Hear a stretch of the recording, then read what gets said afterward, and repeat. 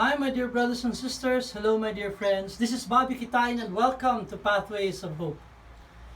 Today we want to reflect on the 20th chapter of the Gospel of John. And I want to begin by asking you a question. It's a somewhat personal question. In a scale of 1 to 10, 10 being the highest, 1 being the lowest, what is your faith level today? Alam niyo po sa mga panahong ito, magandang pagnilay-nilayan kung gaano kataas o gaano kababa ang ating pananampalataya sa Diyos. Why do I say that?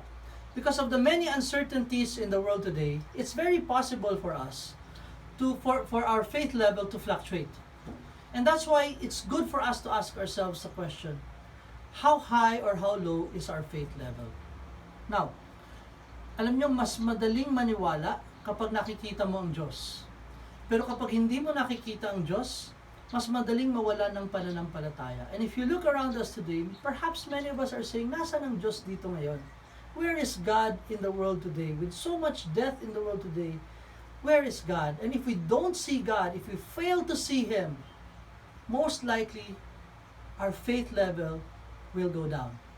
And that's why if you look at it from that perspective, we can probably appreciate a little bit more the response of Thomas to the resurrection. In the gospel today, it was Thomas who said, "Unless I see Him, I will not believe." See the connection between seeing and believing? If you don't see something, you will not believe. It's very typical of us today.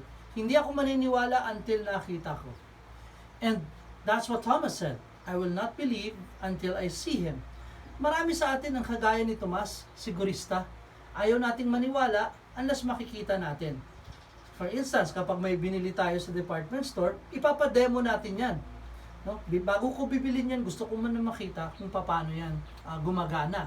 How does that work? I want to see it first before I believe, before I will buy. The same thing with us.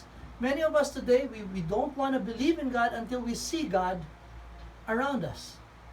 And therefore, how do we respond to this? Well, first of all, I want you to open not just your physical eyes, but your spiritual eyes.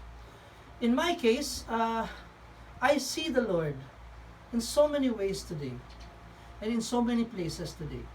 I see Him in that health worker who every morning would sacrifice himself to go to work, even at the risk of his own health. I see Him, I see God in these patients who never lose hope. I see God in our police force who try their best to put order into things at the risk of their own selves. I remember reading the story in Facebook na meron daw isang pari sa Italy na nagkasakit ng COVID. Pero sa kabila ng kanyang kalagayan, he still tried to help the people and minister to the other sick people in the hospital.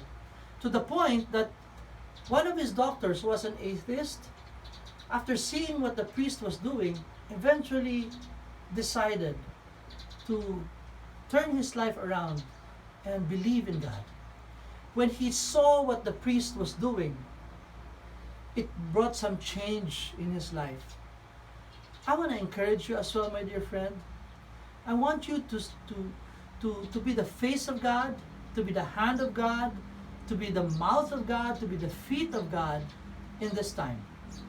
In the first reading in today's liturgy, we see that the apostles tried to take care of each other and all the other believers. They were like one community, taking care of each other. And through their witness to each other, their witness of love for each other, many people decided to join them. It is when we love each other, it is when we serve each other, it is when we give of ourselves in sacrifice to each other that people see God. And it is in seeing God that people come to believe in God. This is a wonderful time to witness. This is a wonderful time to love. And so, my dear friends, my dear brothers and sisters, I want to encourage you. Open your spiritual eyes and see God, God's hand, God's movement in the things that are happening around us today, in the midst of this pandemic. But more than that, be the hands of God, be the feet of God, be the mouth of God, so that when people see our life, they too will believe.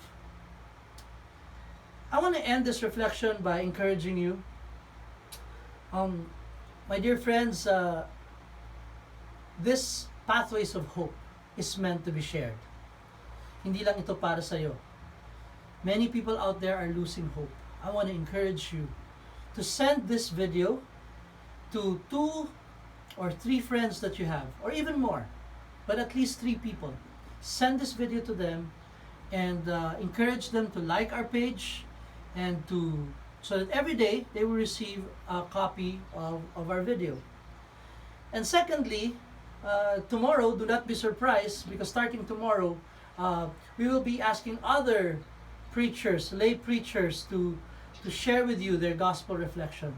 So hindi lang po ako yung araw-araw nyo makikita. Other preachers will be speaking to you, and tomorrow we have a surprise guest who will be sharing with you his own reflections on the gospel.